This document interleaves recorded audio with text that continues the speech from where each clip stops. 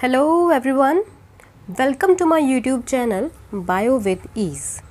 So हमने अपनी previous videos में जिसमें पार्ट 1 में इंट्रोडक्शन ऑफ रिप्रोडक्शन कवर किया है, पार्ट 2 में एसेक्सुअल रिप्रोडक्शन, पार्ट 3 में सेक्सुअल रिप्रोडक्शन इन प्लांट और आज हम पार्ट 4 में कवर करने वाले हैं रिप्रोडक्शन इन ह्यूमन बीइंग्स. सो इस वीडियो में हम जनरल चेंजेस पढ़ेंगे किसी भी इंडिविजुअल की जो भी ग्रोथ एंड डेवलपमेंट में जो भी जनरल चेंजेस होते हैं और सेकेंडरी सेक्सुअल कैरेक्टर्स पढ़ेंगे मेल एंड फीमेल के. तो शुरू करते हैं reproduction in human beings. So humans, दो तरह के ह्यूमंस होते हैं जो कि रिप्रोडक्शन प्रोसेस में पार्टिसिपेट कर सकते हैं. The one is female and the other is male. The female having female reproductive system which produce egg. Egg is gamete of female. Male have male reproductive system which produce sperm which is male gamete.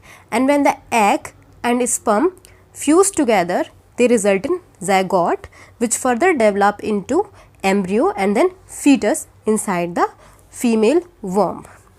So यहाँ पर question ये आता है कि does having a reproductive system is enough for reproduction. क्या सिर्फ और सिर्फ रिप्रोडक्टिव सिस्टम का होना ही हमारे लिए इम्पॉर्टेंट है कि अगर मान लीजिए अगर कोई भी इंडिविजुअल है उसके पास रिप्रोडक्टिव सिस्टम है तो क्या वो रिप्रोडक्शन के लिए काबिल है, वो रिप्रोडक्शन कर सकता है?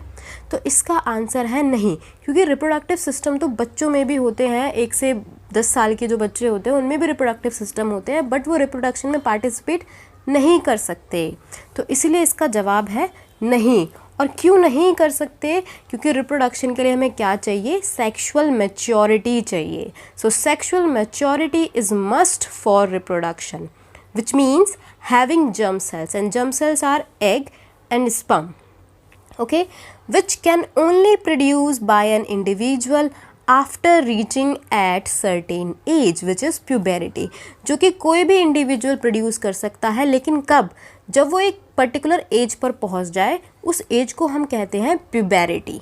तो यहाँ पर अब क्वेश्चन आता है कि प्यूबेरिटी में ऐसा क्या होता है जो कि उससे पहले नहीं होता.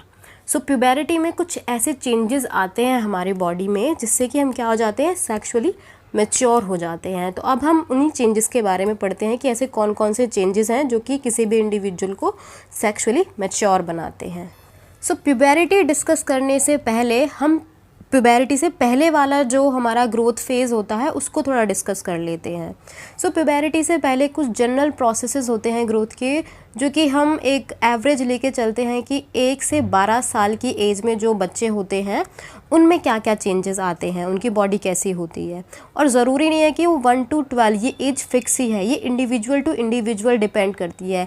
ये 1 से 10 भी हो सकती है, 1 से 11, 1 से 12, 1 से 13 या 14, 15 कुछ भी हो सकती है.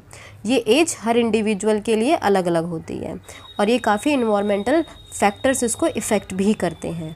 तो वो जनरल प्रोसेसेस हैं: increase in height, milk teeth are replace by permanent teeth, body enlargement. तो ये कुछ ऐसे प्रोसेसेस हैं जो कि 1 से लेके 12 एज के बच्चों में आपको देखने के लिए मिलेंगे. जैसे उनकी हाइट बढ़ना और जो भी हमारे मिल्क टीथ होते हैं वो परमानेंट टीथ से रिप्लेस हो जाते हैं. और अगर हम इसको एक कंबाइंड फॉर्म में कहें तो बॉडी इनलार्ज होती है, हमारी बॉडी बड़ी होती है, हमारा ब्रेन ग्रो करता है. यानी कि यहाँ पर इस टाइम पे हमारे बॉडी में जो भी हम न्यूट्रिएंट एब्जॉर्ब कर रहे होते हैं वो ग्रोथ फेज़ में जा रहे होते हैं, सभी हमारी बॉडी को ग्रो करने में लगे हुए होते हैं.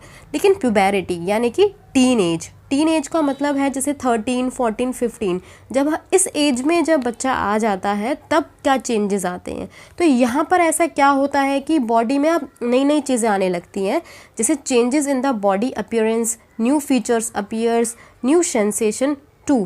तो यहाँ पर क्या होता है कि अभी तक जो भी न्यूट्रिएंट्स, जो भी एनर्जी थी हमारी बॉडी की वो अभी तक ग्रोथ में लग रही थी, बट अब यहाँ पर जब हम टीनेज में आ जाते हैं तो वो एनर्जी सेक्सुअल मैच्योरिटी में यूज़ होने लगती है.